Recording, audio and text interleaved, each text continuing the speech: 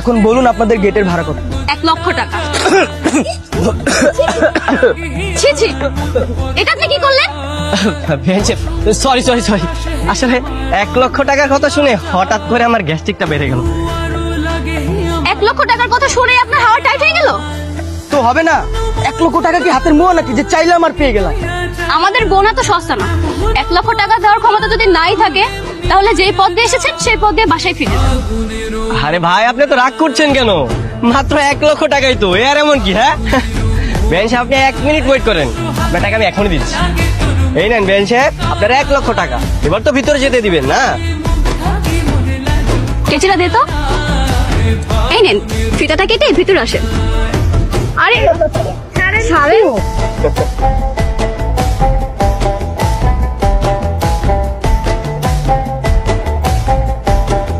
বাটপাটটা কই? এই বাটপার মানে? আপনি কার কথা বলতেছেন? ও, কার কথা বলেছে আপনি কিছু বুঝতে পারছেন না তাই না? গেটের মধ্যে নকল টাকা দিয়ে ভিতরে ঢুকেছেন, কি ভাবছেন আমরা কিছু বুঝতে পারবো না? এই ধরেন আপনাদের টাকা। আপনাদের কোনো টাকা আমাদের প্রয়োজন নেই, আপনারা এখন বাড়ি থেকে বের হয়ে যান। আপনাদের মতো ফকিনীদের সাথে আমরা আমাদের বোনের বিয়ে দিব না। ফকিনি মানে? দেখুন, আপনি কিন্তু আমাদের রীতিমতো গালাগালি করছেন। গালাগালি করবো না তো কি করবো? হ্যাঁ, গেটে ভাড়া দেওয়ার সামর্থ্য নাই, আবার আসছেন বিয়ে করতে। এই যে শুনুন, আমরা কিন্তু দিনমোহরের 10 লক্ষ টাকা নগদ বুঝিয়ে দিয়ে তারপরে মেনে নিয়ে যাবো। খালি হাতে তো আমাদের ভাইকে বিয়ে দিতে আসিনি। আমার ভাই যে আপনার বোনকে বিয়ে করবে, এটা তো 7 কপালের ভাগ্য। ওরে বাবা, ফকিনীদের দেখে আবার বড় বড় কথা। আপনাদের সাথে আবার বোনের বিয়ে দিব না। আপনারা এখন এই বাড়ি থেকে বের হয়ে যান। যান। কি হয়েছে রে মা? হ্যাঁ, বরপক্ষের সাথে আমি ঝগড়া করছিস কেন?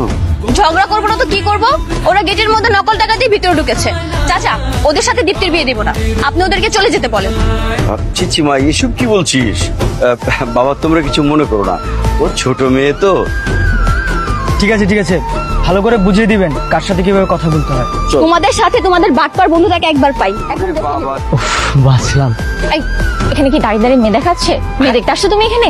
আমি মেয়ে দেখতে আসবো কেন? আমি তো তোমার বিয়ে ভাঙতে আসছি। তাহলে এভাবে ঢ্যাং ঢ্যাং করে ঘুরে বেড়াচ্ছ কেন? ভুলেও যদি কেউ জানতে পারে যে তুমি এখানে বিয়ে ভাঙতে আসো, তাহলে তোমার কি অবস্থা করবে তুমি জানো? আরে এইভাবে কলার ধরে রাখছো কেন? কলার ছাড়ো। এভাবে কলার ধরে থাকলে তো সবাই এমনিতেই বুঝে যাবে। আর শোনো, আমি বরপক্ষের লোক সেজে এই বাড়িতে ঢুকে পড়েছি। এই কিছু বুঝতেও পারবে না, জানতেও পারবে না। আমি শুধু সময় সুযোগ বুঝে তোমাকে এখান থেকে পালিয়ে নিয়ে যাবো। কিন্তু আমার না খুব ভয় করছে।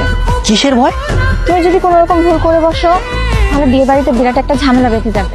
আরে এত টেনশনের কি আছে? তুমি একদম নিশ্চিন্তে থাকো, আমি ঠিক টাইমে তোমাকে এখান থেকে নিয়ে যাবো। আমি তোমাকে ভালোবাসি না? আচ্ছা ঠিক আছে, দেখো এই 19 থেকে 20 হলেই কিন্তু আমি অন্য কারোর হয়ে যাবো। আমি তোমাকে আমার ছাড়া